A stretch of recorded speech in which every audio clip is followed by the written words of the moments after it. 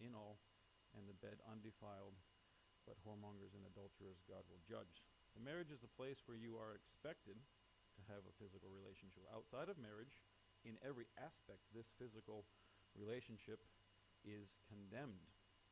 And we're going to look at those things just so that you have that for your own knowledge, and quite a few verses, some in the law, some in the New Testament.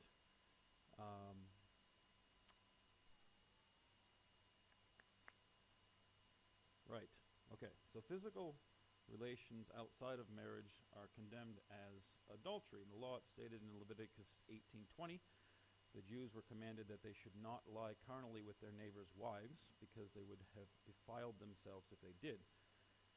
Furthermore, in Leviticus 20, verse 10, any found having done so were to be put to death. Okay? So, both parties, the adulterer and the adulteress. Matthew takes it further and states that any man who would look upon a woman and simply lust after her in his heart, he too is guilty of adultery. So, Matthew 5:28, if you're looking for the reference on that. The Bible gets specific with a lot of these aspects of physical relationships, and you don't have to wonder, you don't have to guess. It's pretty clear, and I'm probably going to upset a few people if they're watching live streaming today. I'm sorry, it's just the Bible. Physical relationships in the family are also condemned. Leviticus 20, verse 11 and 12, where any relations regarding those in your own family they were to be put to death, as it brought confusion. It was wrong and not allowed. So you have adultery, you have incest. Leviticus 18:22 states that any man who would lie with another man as they would have with women, that's an abomination. Next verse also discusses the fact that mankind was not to have physical relations with any beasts, as it was confusion. And we mentioned adultery earlier, but we also mentioned fornication. And the difference is that adultery is involving married. Fornication is involving unmarried people. 1 Corinthians 10:8 tells us that we're not to commit fornication. This means the physical relationship is not to be entered into until the marriage has happened, and that is where we are in this relationship, in the marriage. Proverbs gives many warnings on this topic, fornication, and telling us that we need to be aware of those that would draw us into it, and to flee from them, stay away from the sin, so that we do not defile ourselves.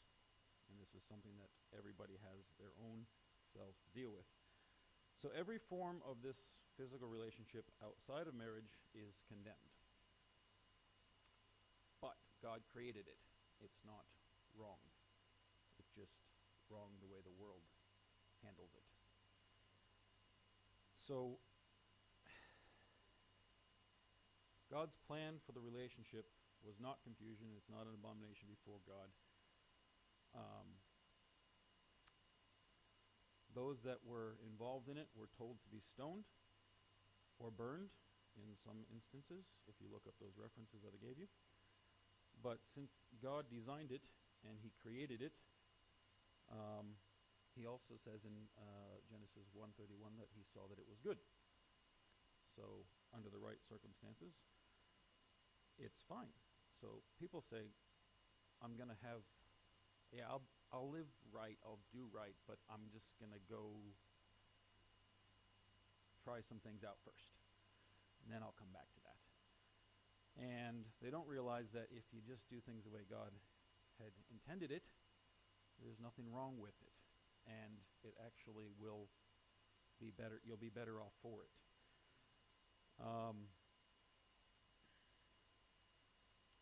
You don't have to wait to get saved and be a biblical person following the Bible to have this physical relationship go correctly.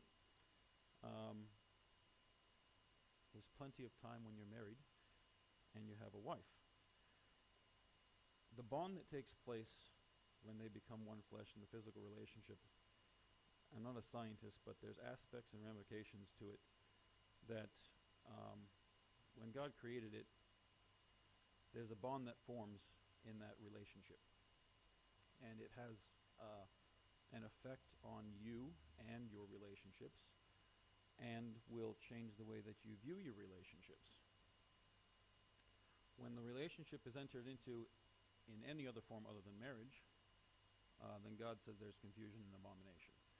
We as husbands are told that we must live with our wife according to knowledge. We are told that our bodies are not our own anymore after we are married in 1 Corinthians 7:4.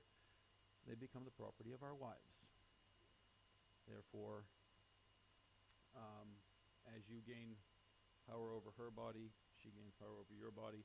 Therefore, you should not be treating yourself as you feel like you should be treated. You should be treating yourself as she feels like you should be treated. If you're not your own, you cannot dictate what happens to you. But as we know with this day and age, it's all about how do you feel? What do you want? But that's not what marriage is about, as we're finding out, I hope. If I'm not being clear enough, then maybe we'll have to answer some questions. But physical relationship from the biblical perspective, rather than the world's perspective, is that the world would have you believe you can't, and it's not. I should stick to my notes and not try to deviate right now. My mind is not exactly sharp this morning. The world would have you believe that the physical relationship is not what it should be. The television, the media, the internet, you name it, they're going to put stuff out there to make you think that what you have is not what you should have. They're going to, remember we talked about how they advertise stuff to get you to want it. Well, they're going to advertise the physical relationships that you have as something that it's not meant to be necessarily. They'll distort it and they'll tout it as something that it's not. The hardest part about that is your own understanding and mind, I guess, on it. The hardest part to control about it is your mind. Because you see things, you have the world around you, and if you're right with God and you know what you're supposed to have and do, then everything is fine. The book of the Song of Solomon. This book is laid out basically through courtship, marriage, and the marriage and the marriage ceremony and the married life afterward. It discusses several things and refutes a couple of ideas. The idea that you should completely deny yourself of any physical pleasure. And it also refutes the idea that you should only ever seek physical pleasure. If you were to study that, you would see that marriage has its ups and downs. It's not all a bed of roses. But it's not something that you should just get rid of. It also shows you that you can get through these things. And you can have God help you grow together and learn how to be what you need to be. In the Song of Solomon, the king and the Shulamite woman, is it? Yeah. I'm just going to turn there real quick, lest I say something I'm not supposed to, or I mess something up, because that's what's going to happen today.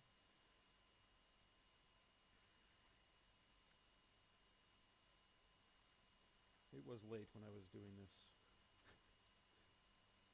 All right, here we are. Okay. So, the king, as supposed to be the husband, and I don't have any verses written down. That's good. So you got the husband and the wife portrayed as the king and the woman there. And they go through and they grow together, their desires grow and develop to a point where there's longing in their hearts for each other, to the point that they cannot live without each other. And in fact when there's separation, their longing is to be with the other person, which is how it's supposed to be. And when you have a physical relationship in the marriage, and you're providing that attention that's needed, the yearning and the growing desire will be with your spouse. When you look at the law in Deuteronomy 24, they were commanded that if you had just taken a wife, you needed to take a year and cheer her up. This was the time that you could find out about your relationship with your wife, what it's all about, how you could learn to be with each other, and how God intended you to live by taking that time.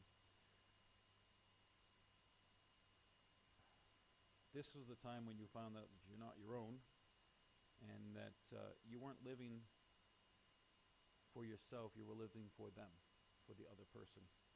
Not your own pleasure, but their pleasure. 2 Corinthians 10:5 says that we're to bring into captivity every thought to the obedience of Christ.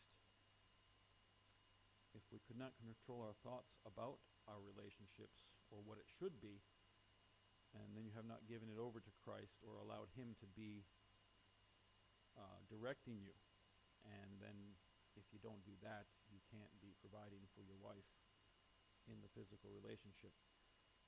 In Romans 12:2, we're commanded to renew our minds so that we can could prove what is good and acceptable and perfect in the will of God.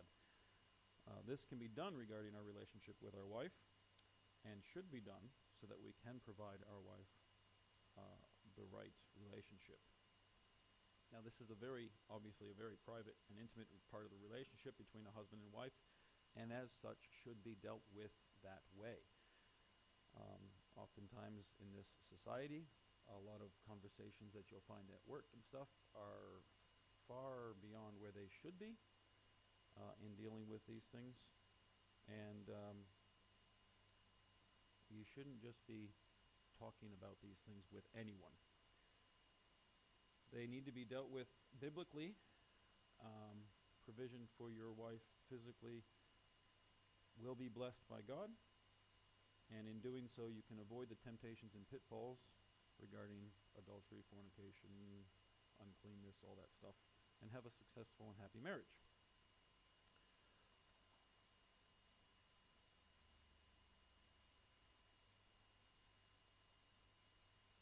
So this physical relationship is not necessarily always a physical relationship. Sometimes it's just being there.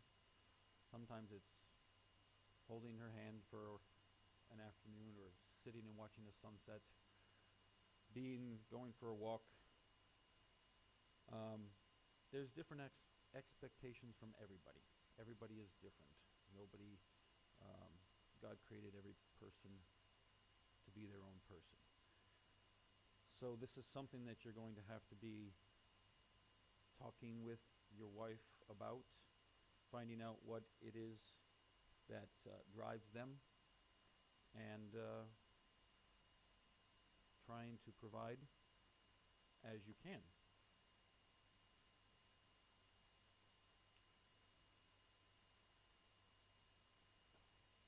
The relationship that's condoned, the physical relationship that's condoned in marriage, is condemned just about everywhere else. If we renewed our minds according to the Bible, not the world's definition of these physical relationships, then we would have a good understanding of where we need to be. We need to be attentive to the needs or desires of our wives, and need to keep romance in the relationship. Genesis 26:8, we see that Isaac was sporting with his wife when the king of the Philistines saw it. That's when he knew that she was his wife. So this is something that only happened when you were husband and wife. and it's not something that would have been done by siblings as they were claiming. So you need to keep things alive and real, and that's why God has given you a wife. Or if you haven't a wife, that is why you need to wait for the one that God wants you to have. And no matter how long you're married, if you do it God's way, it's blessed and it's right, and there won't be any problems. So physical relationships are meant for marriage, and pretty much the only place that they're condoned.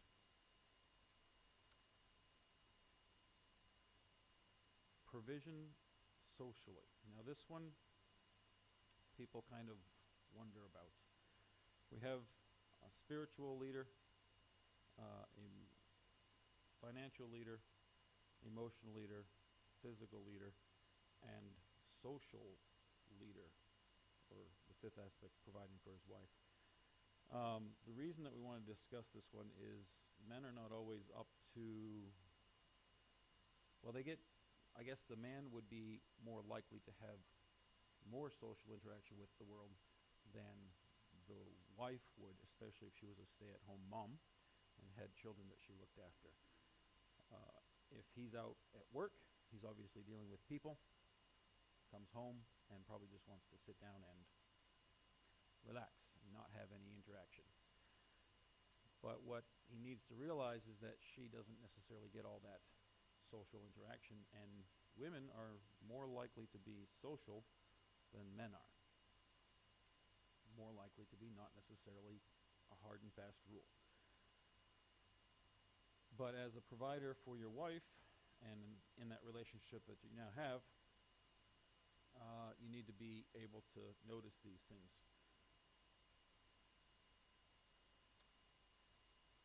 I've got Acts 2:42. I'm just going to have a look real quick. Acts 2. If it's the right verse I'm looking for.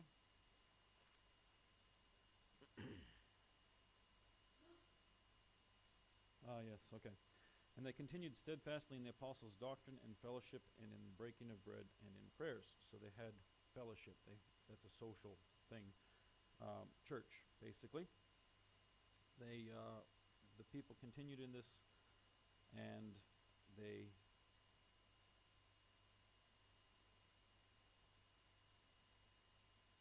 desired to have the fellowship with other people. Wives are just that way. If you notice in most church groups, the women, when they have a function or a get-together, there's oftentimes more involvement there than you would out of the men's group. Whereas the men will get together and do things, they're not always as readily, let's go do that. Let's go hang out with the guys. Some are, some aren't. Titus chapter 2, verse 3 through 5. The aged women likewise, that they be in behavior as becometh holiness, not false accusers, not given to much wine, teachers of good things, that they may teach the young women to be sober, to love their husbands, to love their children, to be discreet, chaste, keepers at home, good, obedient to their own husbands, that the word of God be not blasphemed. Often Titus 2 is used as a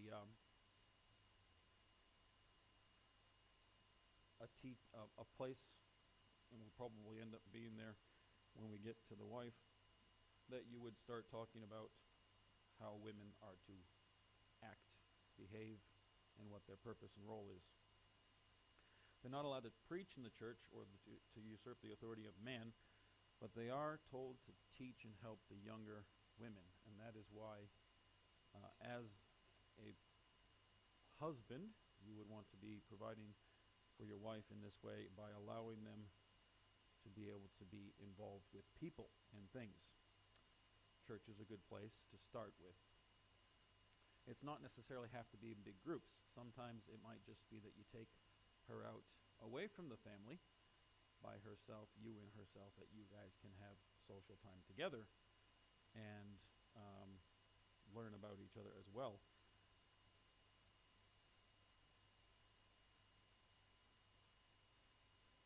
Most of the time, when men get together, it's for a purpose. They want to, I've got to get this information to this person, or I need to see this person for that. They have an ultimatum. Women aren't necessarily like that. Sometimes they just get together just to get together. And if you keep your wife at home and don't let her get out, don't let her get together, it's going to be difficult for you, and you probably should let her catch up with her lady friends and catch up. There is a problem. Let's see. This is where my notes get confusing. There is the idea that you should make sure that, well, just like we'll see later on, there's people that you don't want your wife necessarily hanging out with because they may be a bad influence. And then there's people that can be a good influence. And I'm not saying that you have to dictate everything that your wife does, but if you provide place for the right environment and you take her to those places, then you don't have the issues of the wrong crowd. Speaking of the widows, in 1 Timothy 5:13,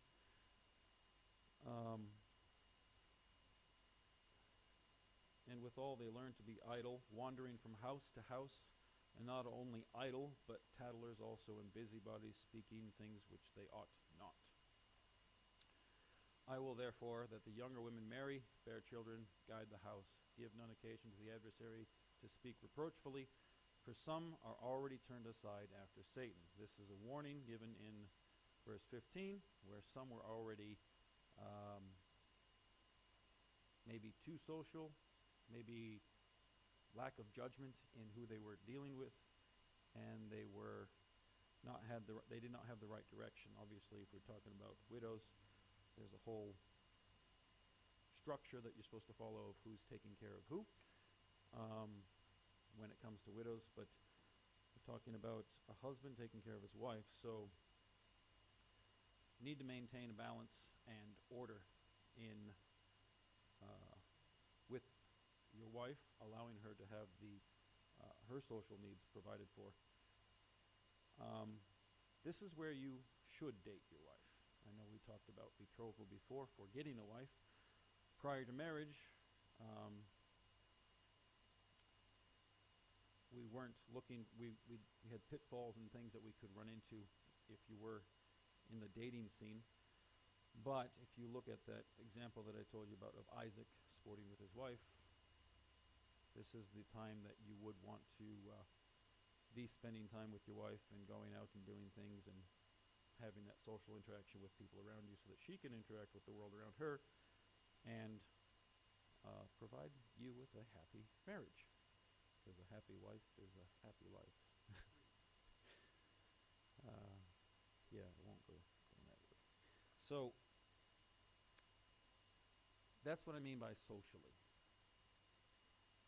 I know it sounds a bit strange, but if your wife has no social interaction with anybody, it's just you, I'm not saying it's a bad thing, as long as she likes you, if she's willing to put up with it, then you're all set.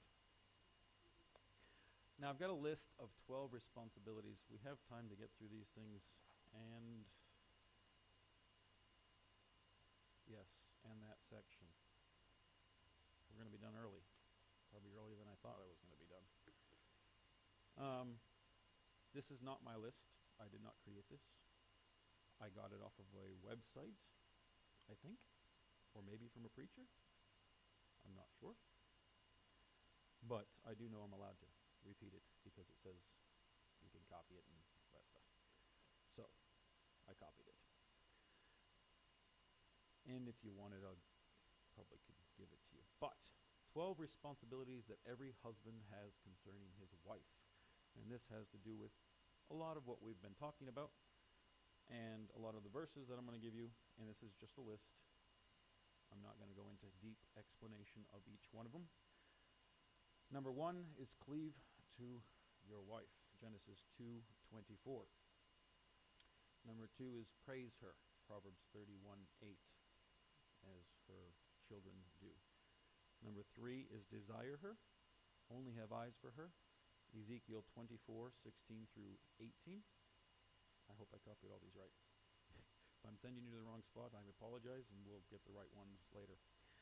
Number 4 is cheer her up, Deuteronomy 24:5. Remember that year-long make her happy again? Number 5 is love her, Ephesians 5:25. We spent a lot of time in Ephesians. Number 6, nourish her, Ephesians 5:29. Cherish her, number 7, Ephesians 5:29 as well. Number 8 is lead her. We've been talking about being the head of your wife as Christ is the head of the church. That means don't drive. Don't be a dictator. A good leader leads and people will follow. 1 Corinthians 9:5, lead her. Number 9, honor her. Treat her as a queen, not as a slave. If she doesn't want to cook and clean, well, you were doing it before, so you're going to have to keep doing it. But 1 Peter 3:7. And I do think all men should spend at least a year taking care of themselves so they know exactly what it takes to take care of themselves. Not that it always happens, but number 10, satisfy her. 1 Corinthians 7:4 through 5, keep romance in the marriage. Number 11, pay her. We talked about, it's escaped me. 1 Corinthians 7:3. Give her some money, basically. She's working for you. She's taking care of your house. She's feeding you. And number 12, be her head, Ephesians 5:23. It's important that there is that hierarchy of leadership and work. Now, when we started these studies regarding relationships in our families, we discussed our relationship with God as being the most important one and how that relationship could best thrive, and we talked about 7 different areas. This is where we go back to those areas, and we discuss them briefly again. Looking at our relationship with our wives, these 7 areas can be effective in allowing us to have a right relationship with our wife and thus have a happy marriage. Not necessarily free from conflict. I didn't say that we always have pride. Pride is always there in everybody. We're all human.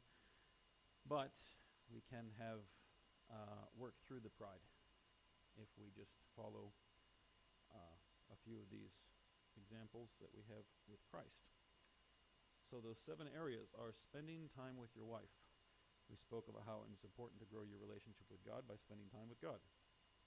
Same goes for your relationship with your wife. It's probably an understood thing, but some people don't realize the importance of you being there and having that time. You're supposed to study your wife, to learn more about her, so that you can provide for her. The second area that we talked about in our relationship with God was obeying God.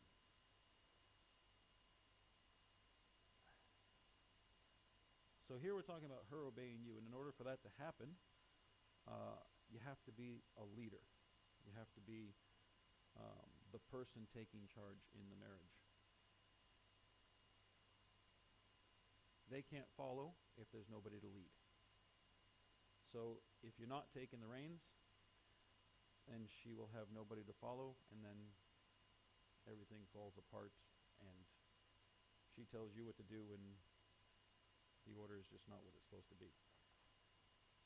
So the authority in the relationship is supposed to be the husband. It's the way God made it.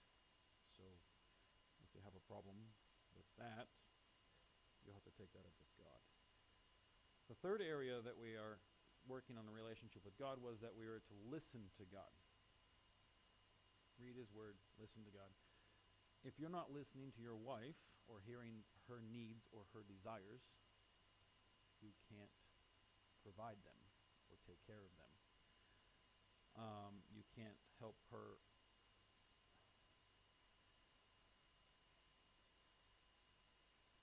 You need to be someone who will listen to your wife, because if you don't listen to your wife, someone else will listen to your wife, and then you end up with problems. So to have a right relationship with your wife, you need to listen and understand and find the way to lead. The fourth area of our growing relationship was that we were seeking to please God. And this goes the same in marriage. Remember, we talked about everybody wants to please themselves. What do I want? If that's where you're going with marriage, you're going the wrong direction. You'll always be disappointed if you're just there for yourself. If you're there for the other person, then you don't really matter.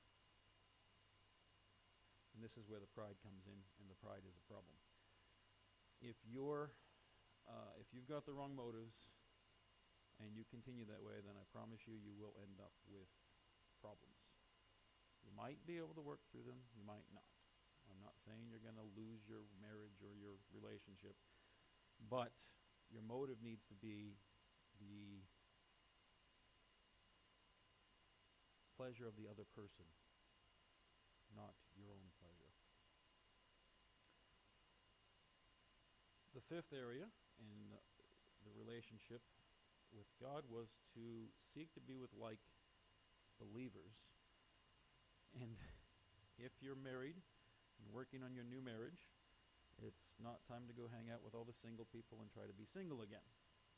You should really probably try to hang out with the married couples and find out how life works as a married couple. Because when you're single, you're the only one on your mind. Remember, we talked about how when you're single, if you were involved in the ministry, you had all the time in the world to focus on the ministry. As soon as you get married, now you have a person to care for, and your focus is divided. And so if you go back to try to hang out with all the single people, their focus is themselves and or the ministry or whatever they're on, and you're just not going to fit in there much anymore. So be with people of like, well, I say belief, but that's because we were using that other area. The sixth area that we talked about is you have to talk to God, and you need to talk to your wife. If you don't ever talk to your wife, unless you're a really skilled mind reader, you're going to find it difficult to know what's going on. Where she would like to go, other bits of important information regarding the happiness of the wife. If you never talk to her, there's a problem. I hope that's not a problem for most of you that have wives, that you talk. If you don't have a wife yet, don't talk to your wife. Okay, you guys are awake. I'm just checking because it's quiet. So, the last area that we discussed with our endeavors to having a good relationship with God was that we were to submit to God. And you can say the same about marriage. You have to be submitted to the marriage.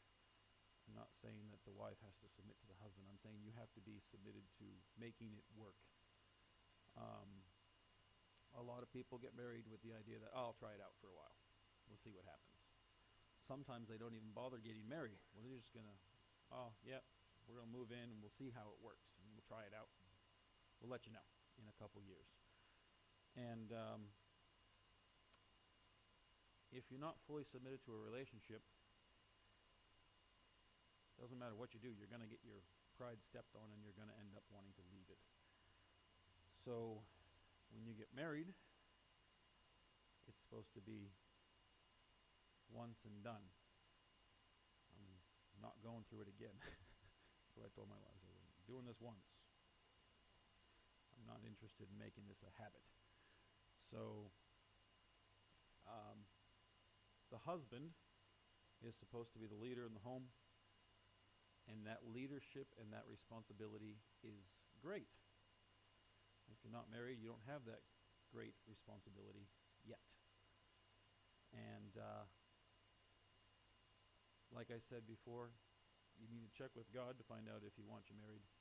And then if He wants you married, you need to check with God who He wants you to marry. And then once He's told you who He wants you to marry, you just need to make sure you're committed to it and follow through. And the Bible has everything you need to know about it. How to do anything, just about.